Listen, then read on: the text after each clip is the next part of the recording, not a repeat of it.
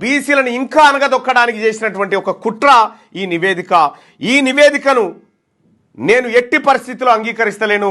ఇది బీసీల భవిష్యత్తును సమాధి చేయడం కోసం తయారు చేసిన నివేదికగా భావిస్తూ ఈ నివేదికను నేను చెప్పిన ఉచ్చబోసి తగలబెట్టండి అని చెప్పిన ఉచ్చబోస్తే తగలబడదు కాబట్టి ఈ నివేదికను తగలబెట్టి పారేస్తా ఉన్నాం.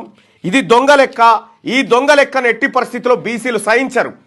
ఇలా ఓటర్ల జనాభా ఓటర్ లిస్టుకు ఇక్కడ ఉన్నటువంటి ప్రస్తుతం పిల్లలు చదువుతున్న దానికి ఎంత చూసినా 4,20,00,000 ఉండాల్సినటువంటి జనాభా లెక్కల్లో 40 లక్షల మంది బీసీలను కనుమరుగు చేసి ఇలా బీసీల జీవితాలతోటి బీసీల భవిష్యత్తు ఆటలాడుకుంటూ బీసీలను అవమానపరిచినటువంటి ఈ ప్రభుత్వం చర్య ఏదైతే ఉందో దీన్ని తీవ్రంగా ఖండిస్తా ఉన్నా. ఈ నివేదిక దొంగ లెక్క.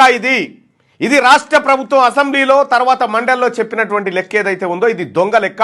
బీసీ ప్రజలారా అర్థమైపోయింది. వీళ్ళు మనకు న్యాయం చేయడానికి కానీ లేకపోతే మనకు రిజర్వేషన్లు ఇవ్వడానికి కానీ మన లెక్కలు తీయడానికి వీళ్ళకి ఇష్టం లేదు.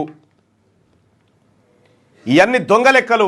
ఈ లెక్కలకు సంబంధించి నేను నిరసన వ్యక్తం చేస్తా ఉన్నా. ఈ రాష్ట్ర ప్రభుత్వం తప్పుదోవ పట్టించింది బీసీ ప్రజానికానికి. 160% మంది ఉన్నటువంటి బీసీలను కేవలం 46% మంది మాత్రమే హిందూ బీసీలు అని చూపించి బీసీల లెక్కను తొక్కిపెట్టి 8% ఉన్నటువంటి వాళ్ళని 15%గా ఉన్నట్టుగా ఓసీల లెక్క చూపించినందుకు నిరసనగా ఈ రాష్ట్ర ప్రభుత్వం చేపట్టినటువంటి దుర్మార్గమైనటువంటి దొంగ సర్వేకు నిరసనగా ఈ పేపర్లను తగలబెడతా ఉన్నా.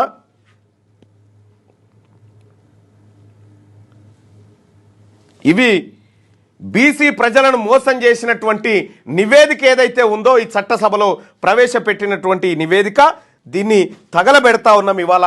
ఇది దొంగ లెక్క.